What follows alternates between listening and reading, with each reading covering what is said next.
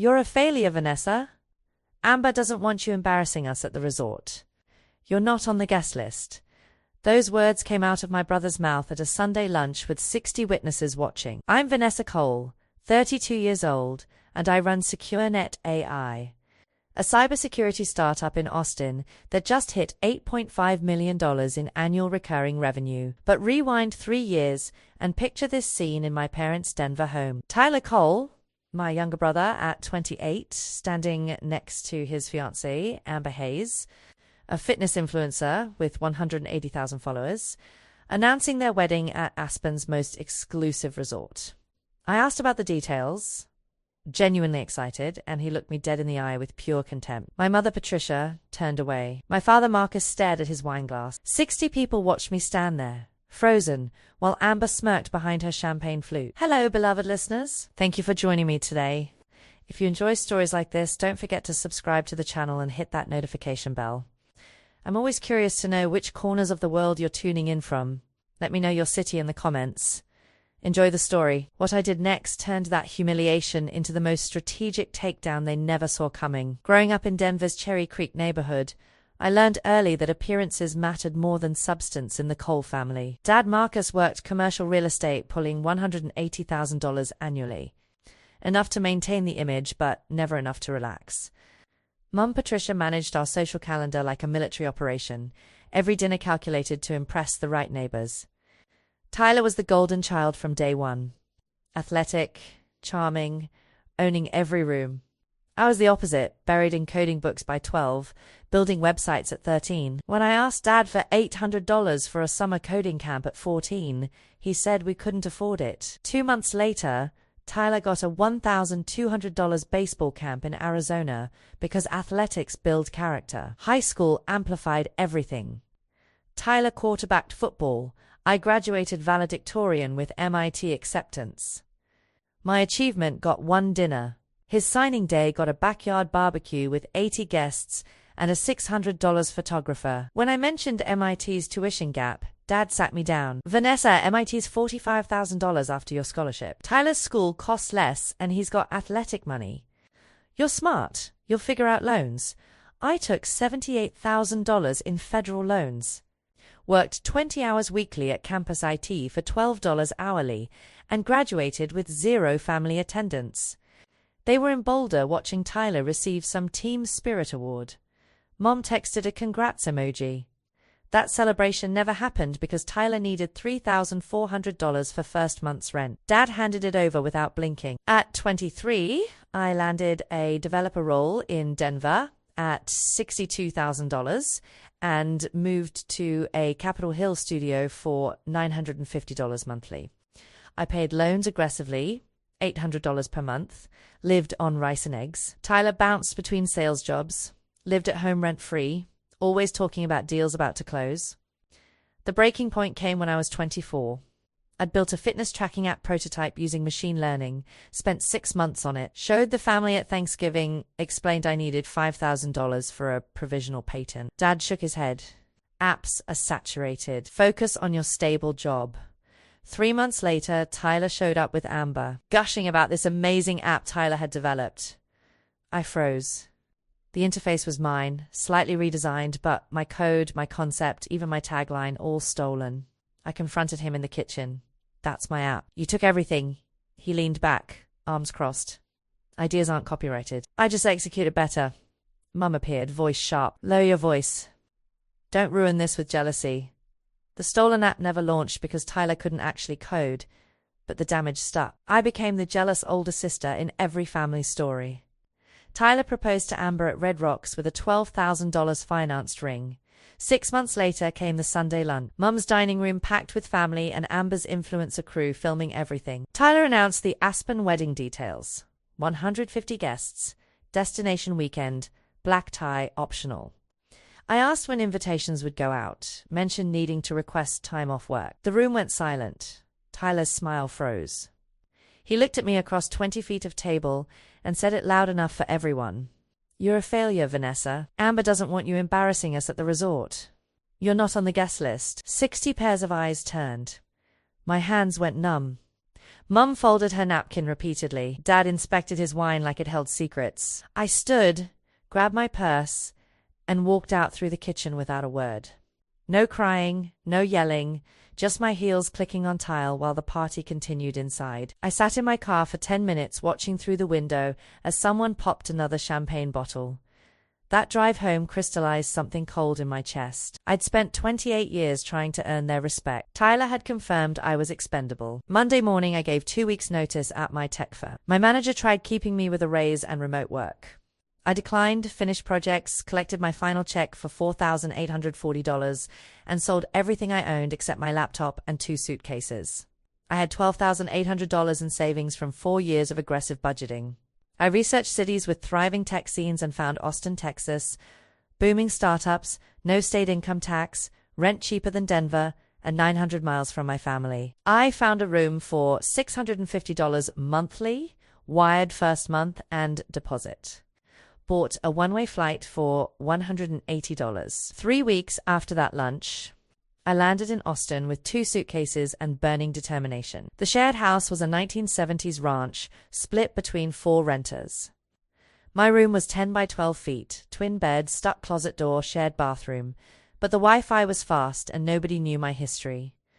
I opened freelance platforms and started bidding on cybersecurity projects. First month, I landed 2 gigs, debugging security for $800 and penetration testing for $1,200. I worked 16-hour days, lived on $40 weekly groceries of oatmeal and eggs. Lost 12 pounds, but my portfolio grew. At a South Austin coffee shop, I met Priya Singh. She was designing mock-ups.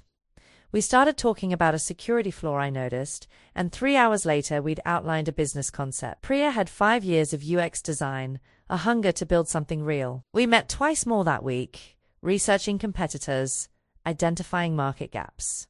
The idea solidified around using AI to detect cybersecurity threats in real time for small businesses.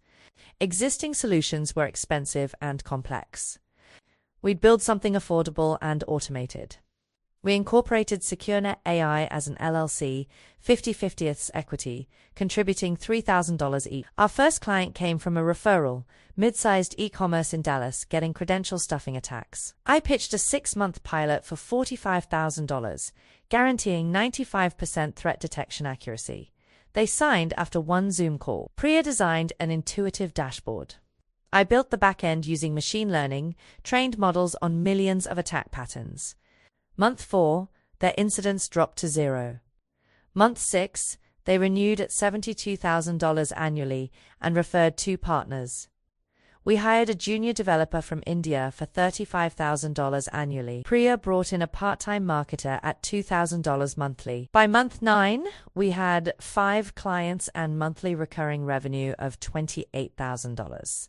At 18 months, SecureNet AI had 8 clients, annual revenue of $890,000, and 6 employees. We rented a small East Austin office for $3,400 monthly.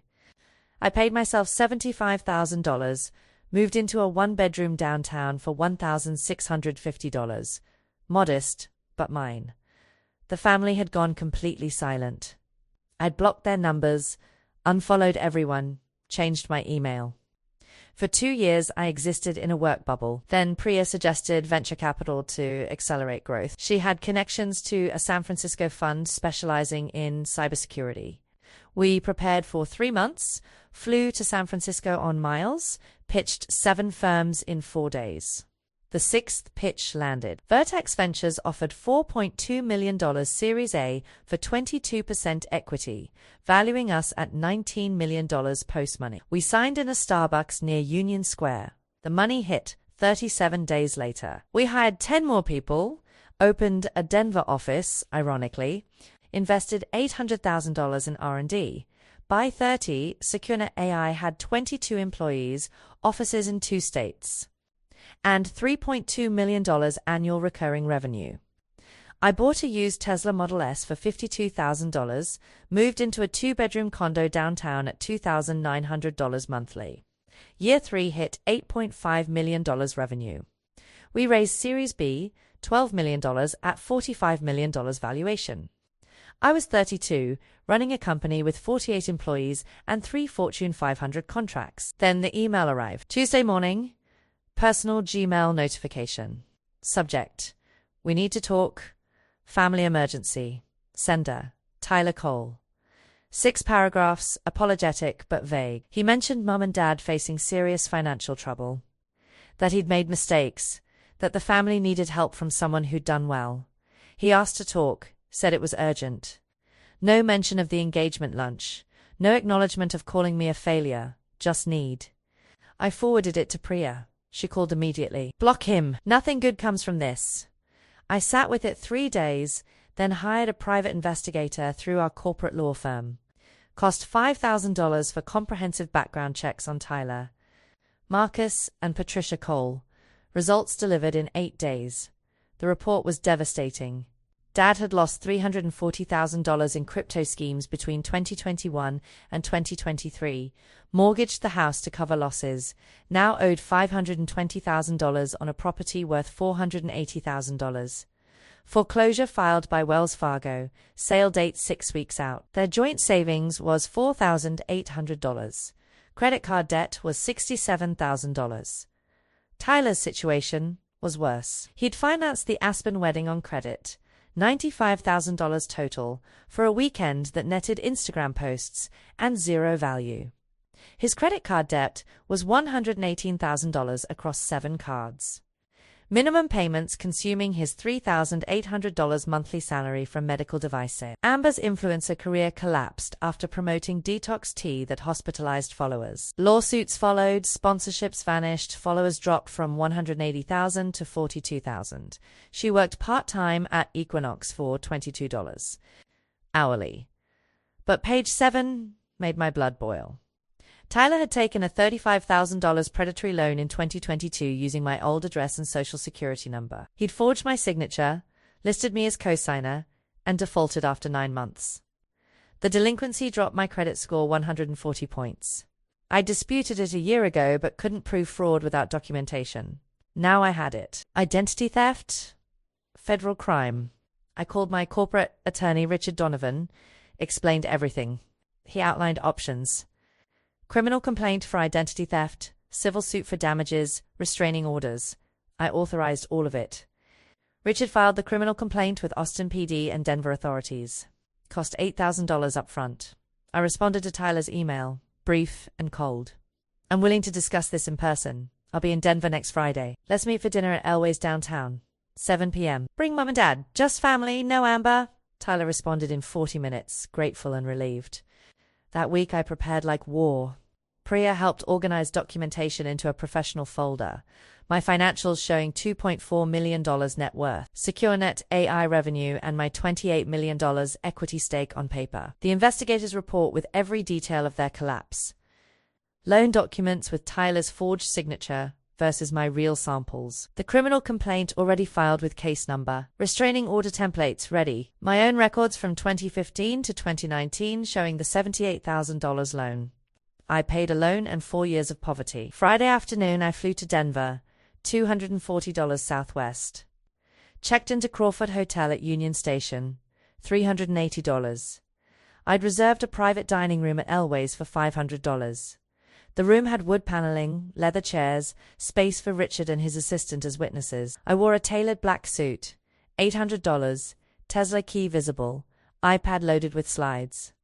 They arrived at 7:03, Dad looking older and thinner, Mum in a 5-year-old designer outfit, Tyler wearing an expensive watch he couldn't afford. They hesitated at the doorway. I gestured to chairs. Thank you for coming. Please sit. We ordered drinks. Small talk from Mum about weather. I let it go 5 minutes, then set my iPad on the table. Let's talk about why we're really here. Tyler started his rehearsed speech about hard times, family helping family, needing a bridge loan of maybe $180,000 to save the house. He promised repayment with interest. I let him finish, then tapped my iPad. Let's review some facts. The screen showed their financial snapshot. Every debt, every mispayment laid out.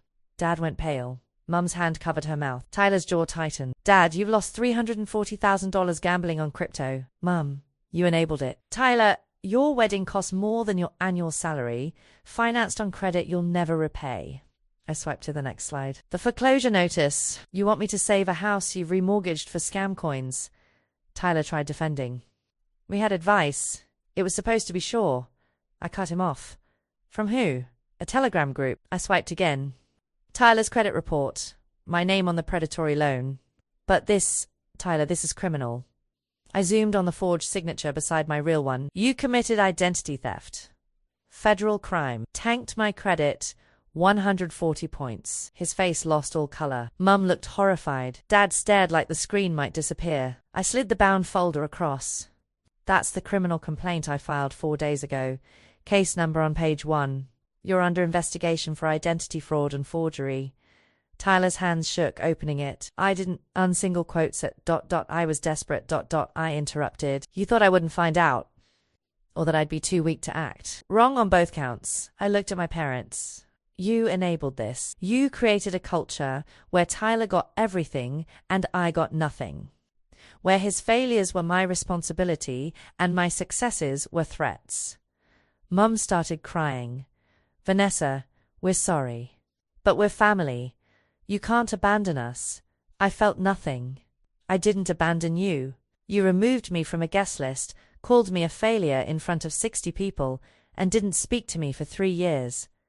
I built a life without you. Now you want access to what I built. That's not family. That's opportunism. Dad finally spoke, voice rough. What do you want? Why meet, if you're just throwing this in our faces? I smiled without humor. I wanted you to see what you lost. I wanted you to understand the daughter you dismissed is the only one who succeeded. And I wanted to deliver these in person. I pulled 3 envelopes from my bag, slid one to each. Restraining orders signed by a judge that afternoon, prohibiting contact. 500 feet from my residence or workplace. No use of my name financially. Valid 1 year. Renewable. You're legally barred from contacting me. If Tyler's case proceeds, I'll testify. Violate these, you'll be arrested. Tyler exploded, standing. You can't do this. We're family. You owe us. Richard stood from his table. Mr. Cole, sit down or I call security. Tyler realized he had no leverage and sat hard. I stood, gathering my things. I don't owe you anything. You made your choices. Live with them. I paused at the door. One more thing. That app you stole? I rebuilt it better. It's now part of SecureNet AIS Enterprise Suite. Clients pay $15,000 annually for access. Thanks for the inspiration. I walked out past strangers enjoying Friday night into the cool Denver evening. Richard confirmed everything was documented and legal. I paid for the room and untouched meals, $740, tipped $200, and walked to my hotel. That night, looking out at Union Station's lights, I felt lighter than I had in years. The weight of trying to earn love from people who'd never give it, just gone. The fallout came fast. Tyler called from different numbers, all blocked. Mum sent emails through burner accounts filtered to spam. Dad tried through a distant cousin who I told to respect the order. 3 weeks later, Denver PD charged Tyler with identity theft, class 5 felony, facing 3 years plus restitution. His employer terminated him. Amber left 2 months later, citing financial stress, moved back to her parents' house in Fort Collins. The foreclosure proceeded. They sold at auction for $445,000, walking away with nothing.